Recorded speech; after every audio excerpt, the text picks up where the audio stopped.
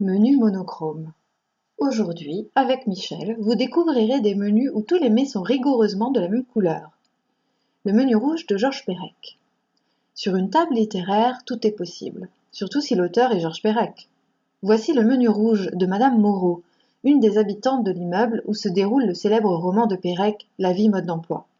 Madame Moreau a l'habitude d'offrir à ses invités des repas où tous les mets ont la même couleur: jaune, rose, noir, rouge. La vie mode d'emploi date de 1978, alors que ni le mur de Berlin n'est tombé, ni l'Union des républiques socialistes soviétiques ne s'est dissoute, et que les rapports entre l'Est et l'Ouest, c'est-à-dire entre l'URSS et le monde occidental, sont encore tendus, malgré quelques signes de détente. L'Union soviétique, après la chute de Khrouchtchev en 1964, est alors dirigée par Brejnev, qui a durci à nouveau le régime avec la répression du printemps de Prague. Parmi les menus de Madame Moreau, nous avons choisi le rouge, destiné à un haut fonctionnaire de l'Union soviétique. Le rouge était depuis 1923 la couleur du drapeau de l'URSS pour symboliser le sang des défenseurs de la Révolution populaire de 1917. Le rouge est devenu la couleur du communisme.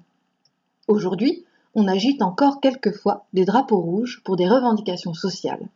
Mais les révolutions se font plutôt autour de la couleur verte. Un menu vert ne relèverait pas du défi. Trop facile.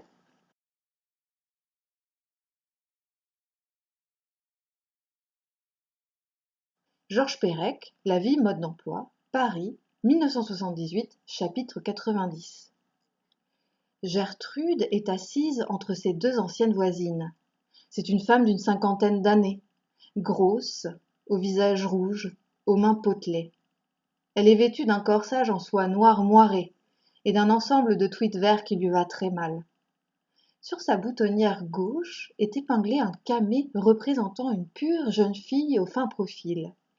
Il lui fut offert par le vice-ministre du Commerce extérieur de l'Union soviétique pour la remercier d'un repas rouge spécialement conçu à son intention. Voici le menu. Œufs de saumon, borщ glacé, timbales d'écrevisses, filet de bœuf carpaccio, salade de Vérone, édame étuvée, salade aux 3 fruits rouges, charlotte au cassis, accompagnée de vodka au piment et de bousy rouge.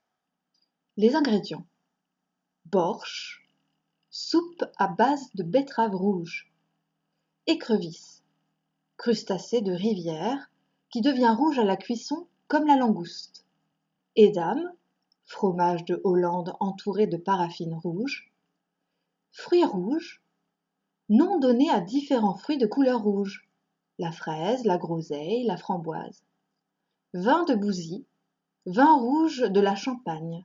Il est produit dans la commune de Bouzy, d'où son nom. C'est au siècle de Louis XIV que ce vin atteignit sa renommée. Il était en concurrence avec les vins rouges de Bourgogne. Menu solo rosso con solo l'eau de Raffaele Aragona. Raffaele Aragona, fondateur en 1990 avec Domenico Doria dell'Opificio di Letteratura Potenziale Oulipo, sur le modèle de l'ouvrard de littérature potentielle Oulipo, dont faisait partie Georges Perec, recueille le défi et propose en italien un menu rouge, ajoutant la contrainte, mot oulipien par excellence, de n'utiliser que la voyelle O. Raffaele Aragona, Sapori della mente, Dizionario di gastronomia potenziale, edizioni in riga, Bologna, 2019, pagina 156. L'orto nostro colto tosto, non solo broccolo, gnocco col polpo do golfo, toro molto frollo con l'osso tolto, pollo con poco pomodoro, oro cotto non troppo mollo, sottobosco odoroso, bonbon, comorzo, boldo rosso, lozzolo rosso, rosso d'Ortonovo, rosso corso, boldo rosso, osco rosso, locorotondo rosso, Corvo rosso, Porto do Porto. Anecdote. Ni Pérec, ni les Oulipiens, et Oplepiani, n'ont inventé des menus basés sur des mets monochromes. D'autres s'y sont exercés, le plus célèbre étant sans doute Joris Carl Huysmans.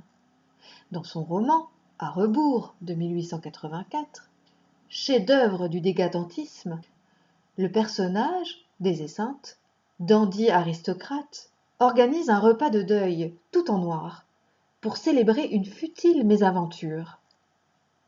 Dans la salle à manger tendue de noir, ouverte sur le jardin de sa maison, montrant ses allées poudrées de charbon, son petit bassin bordé d'une margelle de basalte et rempli d'encre, le dîner avait été apporté sur une nappe noire, garnie de corbeilles, de violettes et de scabieuses, éclairée par des candélabres où brûlaient des flammes vertes, et par des chandeliers où flambaient des cierges. Tandis qu'un orchestre jouait des marches funèbres, les convives avaient été servis par des négresses nues, avec des mules et des bas en toile d'argent, semés de larmes. Dans des assiettes bordées de noir, on avait servi des soupes à la tortue, des pains de seigle russes, des olives mûres de Turquie, du caviar, des poutargues de mulet, des boudins fumés de Francfort, des gibiers aux sauces couleur de jus de réglisse et de cirage, des coulis de truffes, des crèmes ambrées au chocolat, des puddings, des brugnons, des résinés et des mûres. Bu dans des verres sombres les vins de la Limagne et du Roussillon, des Ténédos, des Valdepénas et des Porto. On avait terminé avec du café et du brou de noix. Ces menus monochromes vous ont plu? À vos fourneaux! Donnez vos conseils, imaginez d'autres ingrédients, d'autres couleurs et postez-les sur nos réseaux sociaux.